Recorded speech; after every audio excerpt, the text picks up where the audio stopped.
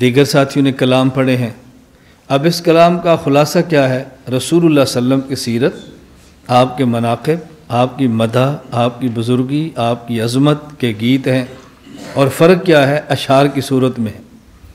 کبھی پیغمبر پاک کی مدح بغیر اشعار کی ہوتی ہے نثر میں، اور کبھی آپ کی مدح اشعار کی صورت میں ہوتی ہے۔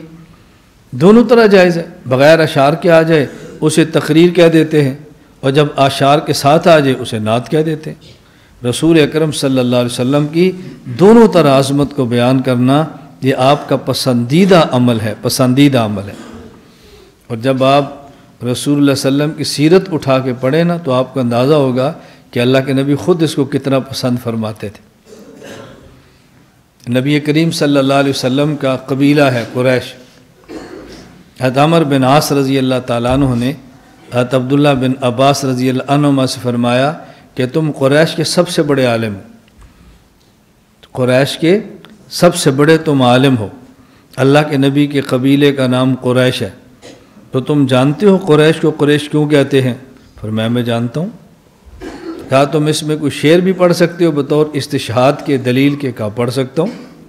عبداللہ بن عباس نے فرمایا کہ عمر بن شمرخ حميري نے کہا ہے۔ عبداللہ بن عباس فرما رہے وقریش هي التي تسكن البحر بها سميت قریش قریشا تأكل الغص والسمين ولا تترك ذي الجناحين ريشا هكذا في البلاد حي قريش يأكلون البلاد أكلا كميشا ولهم آخر الزمان نبي يكثر القتل فيهم والخموشا۔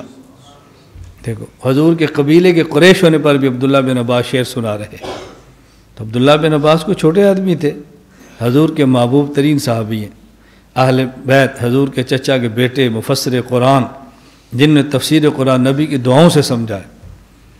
ان کی خالہ میمونہ حضور کے گھر میں تھی، تو حضرت عباس کبھی فرماتے ہیں کہ بیٹا تم آج رات خالہ کے پاس ہو، اس گھر میں جاؤ۔ رات کو حضور اٹھے تو دیکھنا نبی کے معمولات کیا ہیں۔ حضور اٹھے، استنجا فرمایا، وضو کے لیے آئے تو لوٹا پانی کا تھا۔ کس نے دیا؟ عبداللہ بن عباس نے کہا جی میں لایا ہوں۔ اللہ کے نبی نے دو دعائیں مانگی، اللہم علم التاویل وفقہہ فی الدین، اے اللہ عبداللہ بن عباس کو تفسیر کا علم دے دے اور اللہ اس کو فقہ کا علم دے دے، اس کو مفسر بنا دے، اس کو فقیہ بنا دے۔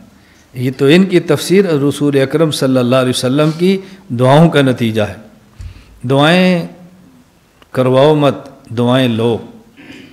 ہم دعائیں کروانے پر زور دیتے ہیں، دعائیں لینے پر زور نہیں دیتے۔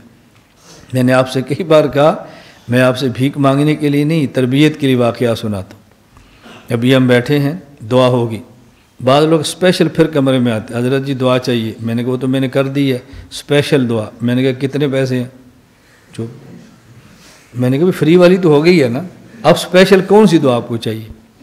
بس پھر خاموش ہو جاتے ہیں۔ ہوگی نا دعا، اور کیا دعا کرا؟ نہیں خاص دعا۔